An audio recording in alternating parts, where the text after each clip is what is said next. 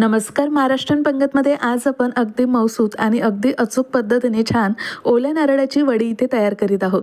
तर ओल्या नारळाची वडी तयार करण्याची पद्धती तुम्ही इथे भरपूर बघितली असेल, पण ही पद्धत अशी आहे की तुम्ही अगदी पहिल्या प्रयत्नात जरी वडी तयार करायला लागाल तरीसुद्धा तुम्हाला अगदी अचूक पद्धतीने आणि अगदी परफेक्ट अशी वडी तयार करता येईल. त्यामुळे हा व्हिडिओ तुम्ही शेवटपर्यंत नक्की बघा.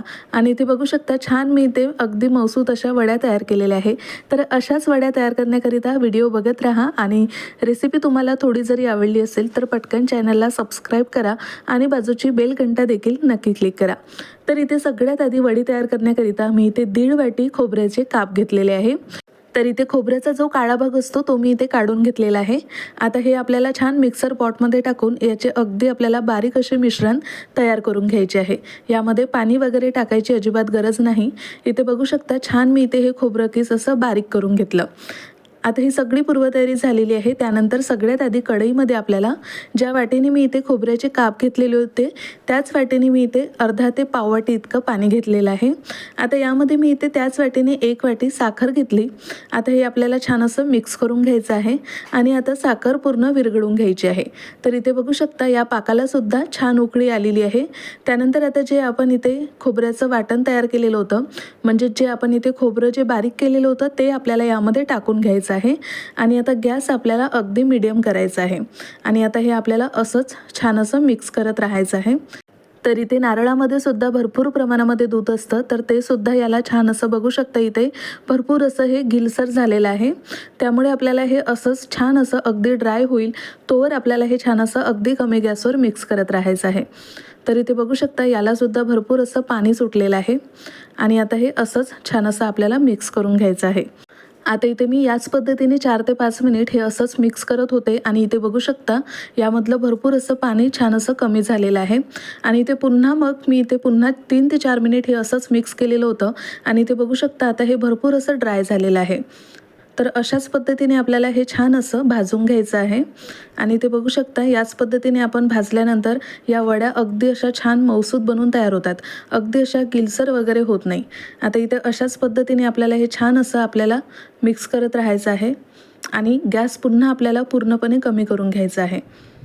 आता इथे हे इतकं छान भाजून झाल्यानंतर सगळ्यात आधी आपल्याला यामध्ये अगदी नाश्त्याच्या चमच्याने 2 ते 3 चमचे इतके यामध्ये आपल्याला मिल्क पावडर यामध्ये टाकून घ्यायचं आहे. आणि आता हे सुद्धा आपल्याला यामध्ये छान असं मिक्स करून घ्यायचं आहे.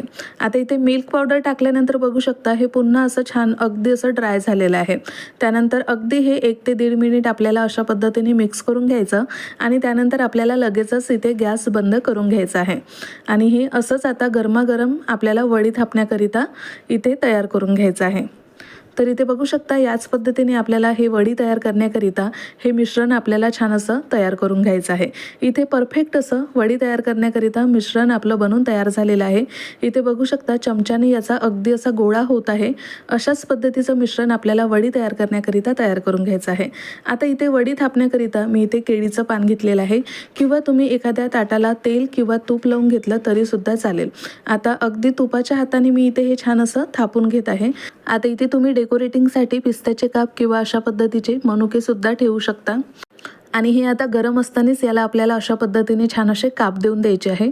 तर मी इथे याला गरम असतानाच काप देऊन दिलेले होते आणि त्यानंतर आता 1 ते 1.5 तास ही वडी मी इथे छान अशी थंड करून घेतलेली आहे. आता इथे थंड झाल्यानंतर हे बघा आता केळीचं पान असल्यामुळे अलगदच ही वडी निघून तयार होते. तर इथे ही वडी मी आधी काढून घेत आहे आणि त्यानंतर आता पुन्हा मी याला अशा पद्धतीने छान असे काप देऊन देणार आहे. तर इथे बघू शकता सुरीने आपण या वडीला काप देताना सुद्धा अगदी याचा भुगा वगैरे पडत नाही आणि यासोबतच ही वडी या सुरीला सुद्धा अगदी चिटकून येत नाही आहे. इतकी मस्त ही वडी बनवून इथे तयार झालेली आहे. आता या पद्धतीने या वड्या सगळ्या आपल्याला अशा पद्धतीने पुन्हा इथे कट करून घ्यायच्या आहे, म्हणजेच त्या अगदी अलगद अशा निघून तयार होतात. आणि इथे बघू शकता मी या वड्यांचे सगळे असे छान असे काप करून घेतलेले आहे. आणि इथे बघू शकता इथे मस्त अशी ही ओल्या नारळाची वडी इथे बनवून तयार झालेली आहे.